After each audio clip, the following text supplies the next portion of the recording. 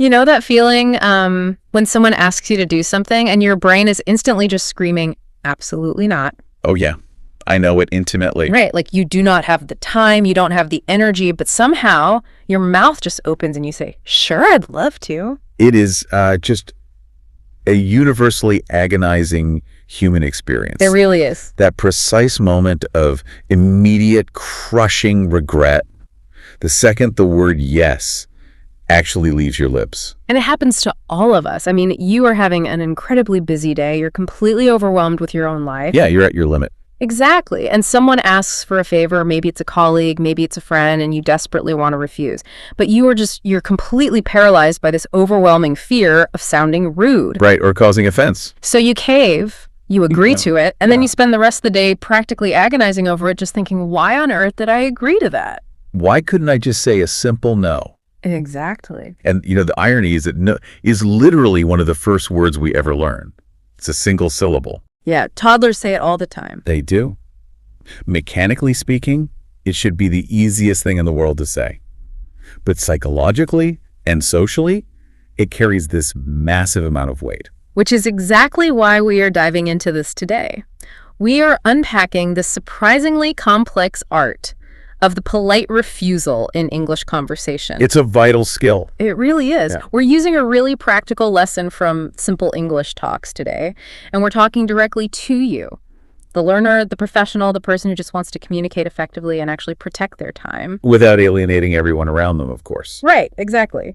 Okay, let's unpack this. Why does a simple no fail us so consistently?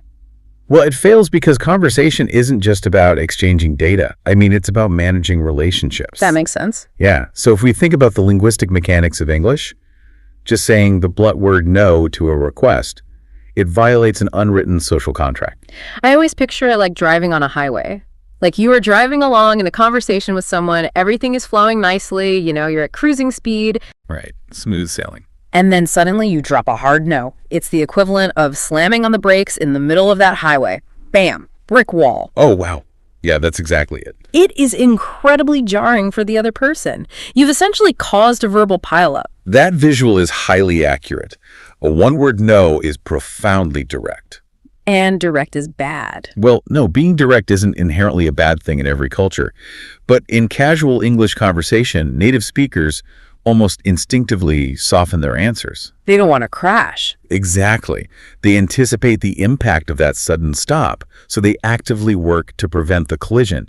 They don't want the other person to feel rejected. Because a rejection of the request often feels like a rejection of the relationship. Precise. Which means we need to build a conversational detour sign. We want to gently guide the other person away from the yes they are hoping for, but, without making them crash into a wall of rejection. And the lesson we're exploring today actually maps out a very clear, repeatable formula for building this exact detour. Oh, a formula. I like that. Break it down for us. Sure. So the anatomy of a soft no essentially comes down to a three-part structure. It acts as a linguistic cushion. Okay, what are the three parts? You start with a soft word. Then you follow it with a brief reason. And you finish with a polite ending. Soft word, reason, polite ending. Got it. Right. When you interlock those three elements, you effectively sand down the sharp, aggressive edges of a standard rejection.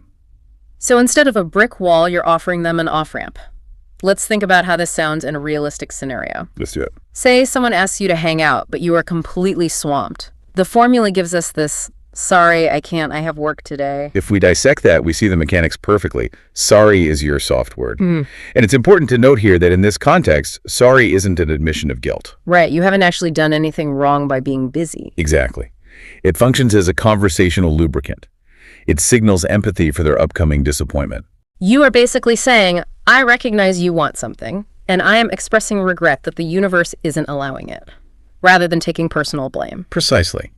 Then you have I can't, which is the actual refusal, the polite ending to their request. But the crucial final piece is the reason, right?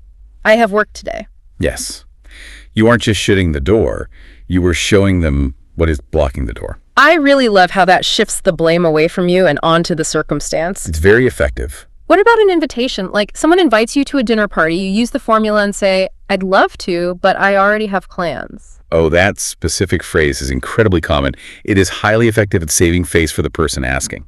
Because of the I'd love to part. Yes, that soft opening, I'd love to, does an immense amount of heavy lifting.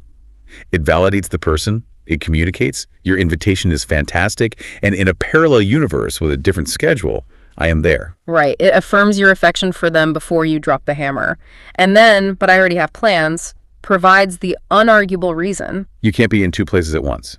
Exactly. And notice the common thread here. Whether you are saying, thanks for asking, but I'm busy, or I wish I could, but I can't, you are actively adding extra vocabulary to the sentence. Which is funny because in a lot of languages, being concise is the goal. It is. But in this specific social context in English, adding words creates warmth.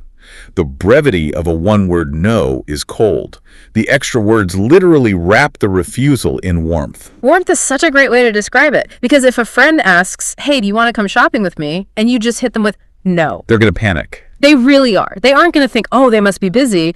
They are going to think, are they mad at me? Do they hate shopping with me? Did I do something wrong? You've created an emotional crisis over a trip to the mall. Exactly. Why do our brains do that? Well, human beings are wired to interpret ambiguous social cues as threats. The blunt no creates a vacuum of information, and the other person's brain fills that vacuum with anxiety. That makes total sense. But if you deploy the formula, I'd love to, but I really need to finish some work around the house, you completely bypass that anxiety. You preserve the friendship while successfully avoiding the mall. Win-win. And a crucial piece of advice from the material we're analyzing is the physical act of practicing this. Oh, absolutely. Practice is non-negotiable. Because understanding the concept of a soft word plus a reason intellectually is very different from having your vocal cords produce it smoothly under social pressure. Yes. Because if someone puts you on the spot, like the dreaded, hey, can you help me move my apartment tomorrow? Oh, the worst question ever. Your brain just panics. It really does. And if you haven't physically practiced saying, I wish I could, but I already have plans, you're going to freeze. You'll panic, and suddenly you're carrying a sofa up 3 flights of stairs on your only day off. Which nobody wants. No. So if you're listening right now, say these phrases out loud in your car or your kitchen. Build that muscle memory. What's fascinating here is how internalizing this structure fundamentally shifts our psychological perspective on rejection. How so? Well, when you become comfortable with this framework, you realize you are not actually refusing the person. You are learning to refuse the situation. Oh, wow. That is a huge distinction. It really is. Because that fear of rejecting the human being is exactly what traps us into saying yes. We feel like saying no to the favor is saying no to their existence. Right. It's a very common cognitive distortion. But separating the person from the request allows you to keep the relational door open. So if you actually want to spend time with this person, just not today, the formula adapts to suggest an alternative. Beautifully, yes. You tell them, I can't today, but maybe next week. Or I'm buried in work right now, but let's grab coffee on Thursday. You are giving them a no for the present reality, but a guaranteed yes for the future. Exactly. You are throwing them a lifeline that proves the relationship is intact. But this brings up a massive variable we have to talk about. Context. Yes. Context. Because who is asking the question dictates how you build this detour. Context is undeniably king in communication. The level of formality must shift dynamically based on the hierarchy and intimacy of the relationship. So talking to your boss is not the same as talking to your friend. The approach you take with your manager is fundamentally different from the approach you take with your college roommate. Right. Imagine your boss comes over to your desk at 4:30 p.m. and asks, can you stay late today to finish this presentation? Oh boy. You probably shouldn't just wave him off with, sorry, I can't make it. That would be a catastrophic misreading of the room. Just pack up your desk at that point. Pretty much. A phrase like, I can't make it, is far too casual for a professional superior. It signals a lack of respect for the power dynamic. So what should you say instead? In a formal workplace setting, you need a structured, slightly more elevated vocabulary. A better approach would be, I appreciate you asking, but I won't be able to stay late today. Okay, that sounds much better. Or providing a specific professional boundary like, I'm sorry, I have a prior commitment this evening. It's highly respectful, it acknowledges the request, but it maintains an ironclad boundary. Now flip that scenario. Let's hear it. Your best friend texts you, want to come over and watch a movie tonight? If you text back, I appreciate the invitation, but I have a prior commitment this evening. They are going to think your phone was stolen. Or that you've joined a cult. Exactly. With a close friend, utilizing highly formal English actually creates distance. It damages the intimacy. So to maintain that close bond, informal English is absolutely required. It is. You would use the relaxed versions. Sorry, I can't make it tonight. Or, man, I'd love to, but I'm completely exhausted. Hold on, I need to push back on this for a second. Okay, go ahead. Because we're talking a lot about having the right vocabulary, but we all know people who use all the perfectly polite words. I think I know where you're going with this. Yeah, they say, I'm sorry, they give a reason, they use the exact formula, but when they say it, they still sound incredibly rude and dismissive. Ah, yes. So if I just memorize these phrases, am I actually safe? Or is there a hidden trap door here? That is an incredibly perceptive challenge, and it hits on the most critical failure point of language learning. You are entirely correct. The words alone will not save you. I knew it. What's the trap door? The hidden trap door is your vocal tone. If your tone contradicts your vocabulary, the listener will always believe the tone. So it's not just the lyrics of the song, it's the music playing underneath it. That is the perfect analogy. If you say the words, I'm sorry, I can't, but you say them with a harsh, clipping, irritated tone, it feels aggressive. Right, like, I'm sorry, I can't. Just completely flat and annoyed. Exactly. The polite words become meaningless. They almost sound sarcastic. But if you consciously soften your voice, maybe lower your pitch slightly, and deliver those exact same words. Let's hear it. I'm sorry, I can't today. The vocal softness communicates the empathy that the words alone cannot. The tone is the vehicle that delivers the polite formula. I want to hear this in action. I'm going to throw some incredibly awkward, high-pressure requests at you. Bring them on. The kind of stuff that makes people sweat in real life. I want to hear how you navigate the context and the tone to shut me down without making me hate you. Ready? I'm ready. Okay, scenario 1. We are good friends, we're hanging out, and I casually drop this on you. Hey, my flight is at 6 a.m. tomorrow. Can you drive me to the airport? Oh, man. I'm really sorry, but I can't tomorrow morning. I have a massive project at work, and I need to be online early. See, that stung because I have to pay for a taxi, but I can't be mad at you. It's all in the delivery. The tone was genuinely apologetic, and the reason was solid. Okay, scenario 2. We are coworkers. Not best friends, just colleagues. Got it. I lean over to your cubicle and say, hey, I'm totally swamped. Can you just finish my portion of the report for me? Sorry, I actually have a lot on my own schedule right now, so I won't be able to take that on. Notice the shift there. Listeners, did you catch that?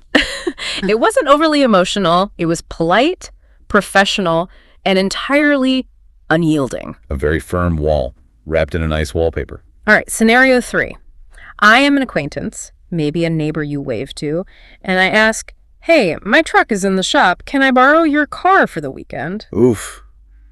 I'm really sorry, but I'm just not comfortable with that. That is such a powerful phrase. I'm not comfortable with that. You didn't invent a fake excuse about needing the car yourself. No need to lie. You just stated a personal boundary as the reason. It's unarguable. And that is a vital tool. A reason doesn't always have to be a scheduling conflict.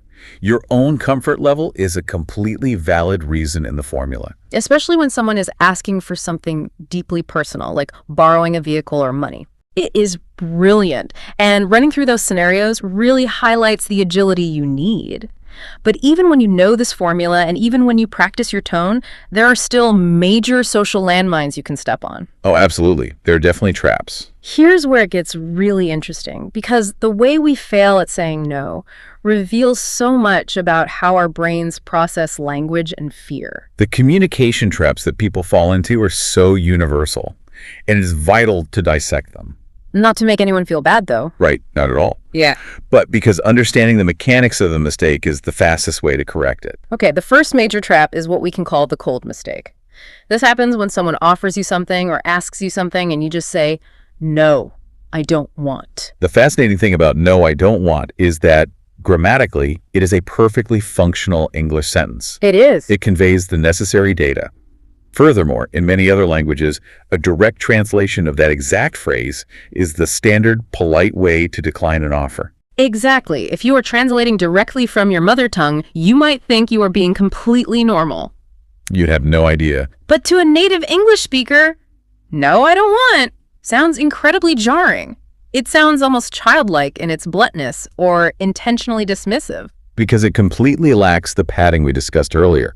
It removes all the social cushion. So what's the fix? A much more natural alternative, if you are turning down an offer, say, a piece of cake or a pamphlet on the street, is to simply say, "No thanks, I'm okay," or "I'm good, thank you."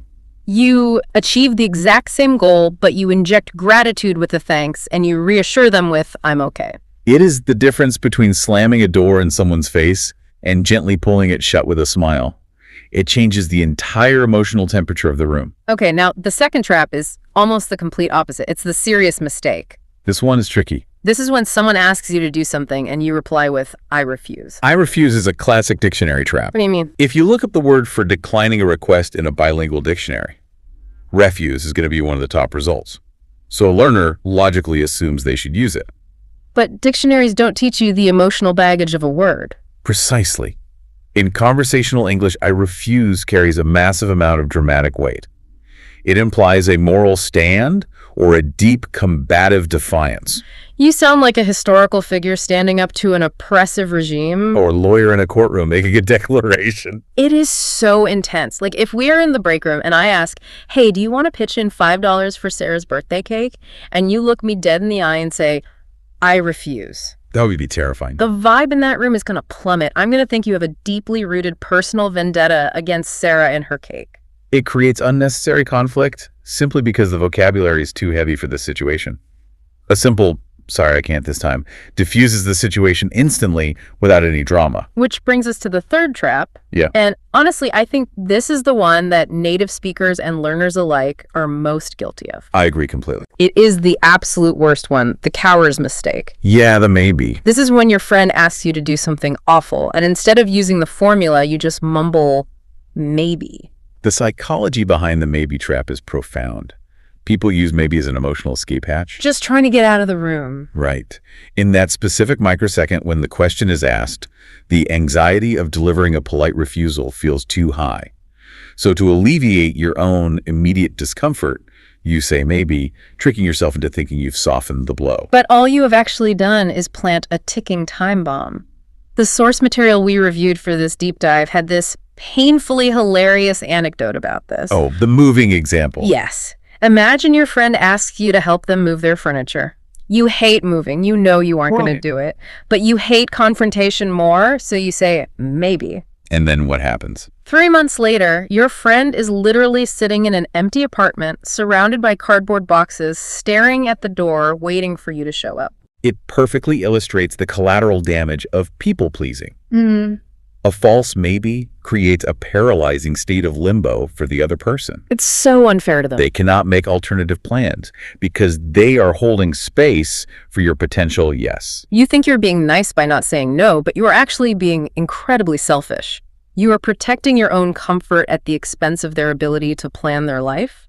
That is the harsh reality of it. A clean, polite, no, using the formula saying, "I'm really sorry, I won't be able to help you move, I have a massive week ahead," is an act of kindness. That is, it frees them up. Exactly. It frees them to go find someone who actually can help. It provides clarity. It provides so much clarity. And look, if you are listening to this right now and your stomach is sinking because you realize you are a chronic maybe sayer, do not beat yourself up. No, not at all. We are dissecting this because everyone struggles with it. I have absolutely been the person avoiding a difficult conversation with a vague maybe. Me too. We all have. Building the confidence to set boundaries is a lifelong process. It is a gradual rewiring of your conversational habits. Yeah. Every time you are faced with a request, it is an opportunity to practice. Right. You learn to pause, breathe, and consciously choose the softer, clearer sentence structure rather than defaulting to panic or bluntness. So what does this all mean? If we take all of these linguistics, all of this psychology, and boil it down for you, the listener,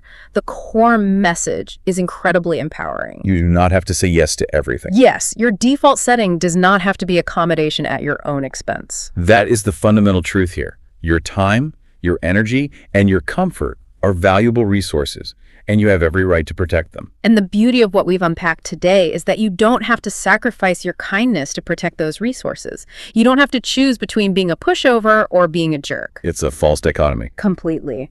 By utilizing these practical tools, deploying that soft word to show empathy, providing a brief, unarguable reason, and managing your vocal tone to ensure you sound warm, you can guard your schedule fiercely. While still remaining deeply respectful to the people in your life. Exactly. If we connect this to the bigger picture, it is a profound reminder that successful communication goes far beyond mastering perfect grammar or memorizing a dictionary. It's about how you make people feel. True communication is about connection and respect. A well-delivered, polite refusal honors the connection you have with the other person while simultaneously honoring your own personal limits. That's beautifully said. Thank you. That is a vital, transformative social skill, regardless of whether you are speaking your very first language or your fifth. It is all about navigating that busy highway together. You put up the detour signs early, you use your turn signals, and everybody gets to keep moving.